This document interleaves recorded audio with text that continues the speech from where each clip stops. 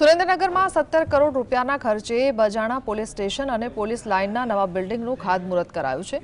આ નિર્માણ કાર્ય 18 મહિનામાં પૂરું કરવાનો આદેશ આપવામાં આવ્યો છે। ટૂંક સમયમાં સિટી વિસ્તારમાં 80 પોલીસ ક્વાર્ટર્સનું પણ નિર્માણ થશે। ભાડે ચાલતા તથા જર્જરિત પોલીસ મથકોને નવા બનાવવાનો પ્લાન વિભાગે તૈયાર કર્યો છે। એક દાયકા બાદ જિલ્લામાં પોલીસ ઇન્ફ્રાસ્ટ્રક્ચરના વિકાસને વેગ મળ્યો છે। कलेक्टर श्री द्वारा जे पण दसाड़ा तालुकाना मालवण गाममां आशरे 20,000 ચોરસ મીટર જેટલી જમીન ફાળવવામાં આવેલી હતી। તે સ્થળે માનનીય એસપી સાહેબ શ્રી દ્વારા ભૂમિપૂજન કરવામાં આવેલું હતું।